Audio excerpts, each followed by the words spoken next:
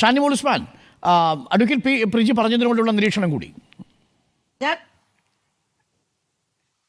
പ്രിജി പറയും, ഞാൻ ചോദിക്കട്ടെ, ഇത്രയും ട്രോമയിലൂടെ കടന്നുപോയൊരു പെൺകുട്ടി പറഞ്ഞ കാര്യത്തിൽ ഇവിടെ വന്നിരുന്ന് വീണ്ടും ഈ ചാനലുകളിൽ കൂടി ആ കുട്ടിയെ അറ്റാക്ക് ചെയ്യാനാണ് നോക്കുന്നത്.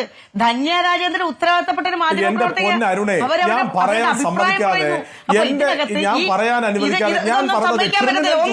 രണ്ടാമത്തെ കാര്യം ഞാനൊന്ന് പറയാം. ഞാൻ ഏറ്റവും കൂടുതൽ ഇന്നലെ എന്നെ അമ്പരപ്പിച്ച ഒരു കാര്യമുണ്ട് അരുണെ,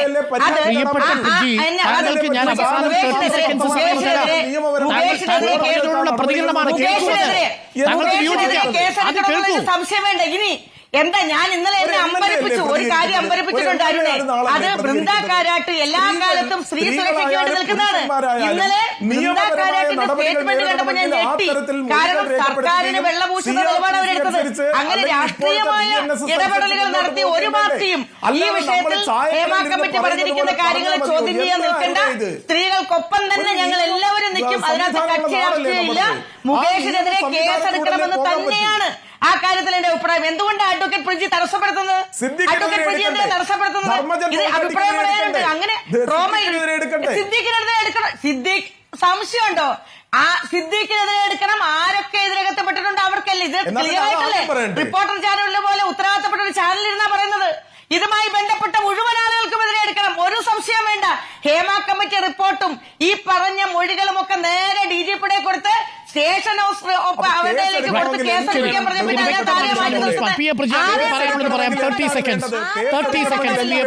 മൊഴി വേണം, തെളിവ് വേണം, അത് കോടതിയിൽ പറയാൻ തയ്യാറാവണം.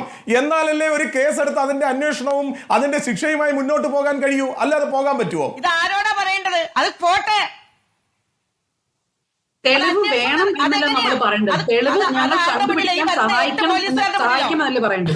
അതെ പ്രിജി, എനിക്ക് അത്ഭുതം തോന്നുന്നു. പി എ പ്രിജി ആലോചിച്ച് പറഞ്ഞതാണോ ആ വാചകം?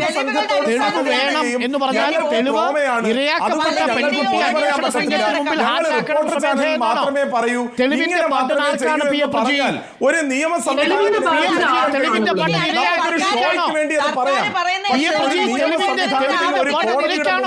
ഒരു ക്രിമിനൽ ട്രയൽ നടക്കണമെങ്കിൽ അതിന് അതിന്റേതായ വഴികളിലൂടെ മുമ്പോട്ട് പോവുകയല്ലേ നിർവാഹമുള്ളൂ.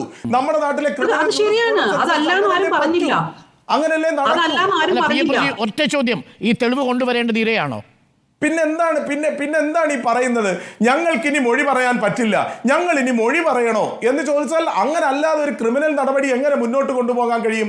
പ്രതികൾക്ക് എങ്ങനെ ശിക്ഷ വാങ്ങിക്കൊടുക്കാൻ കഴിയും? അങ്ങനെയല്ലേ നമ്മുടെ നിയമ സംവിധാനം കഴിയൂ. പി എ പ്രജിയും ഞാനും ഇവിടെ നിന്ന് തീരുമാനിച്ചാൽ പോരാ. ഇന്ന് തീരുമാനിച്ചതുപോലെ ഒരു കമ്മിറ്റി ഉപയോഗിച്ചുകൊണ്ട് തീരുമാനമെടുത്ത് ഇവരെടുത്ത് പോയി സർക്കാർ സംവിധാനം അന്വേഷിക്കണം. നിങ്ങൾക്ക് പരാതിയുണ്ടോ? നിങ്ങൾ മൊഴിയിൽ ഉറച്ചു നിൽക്കുന്നുണ്ടോ? ഇത് കേസ് രജിസ്റ്റർ ചെയ്യേണ്ടതല്ലേ? അങ്ങനെ അന്വേഷണം നടത്തണ്ടേ പി എ പ്രജി? അതിന്റെ തുടക്കമല്ലേ ഉണ്ടായത്?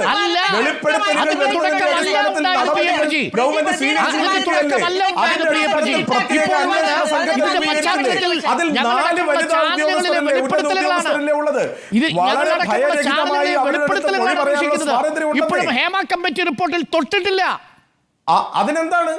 അതിനെന്താണെന്നോ? ഹേമ കമ്മിറ്റി റിപ്പോർട്ടിലും തൊടും. അതിനകത്ത് എന്താ സംശയം? വരട്ടെ. അത് എന്തുകൊണ്ട് തൊടുന്നില്ല?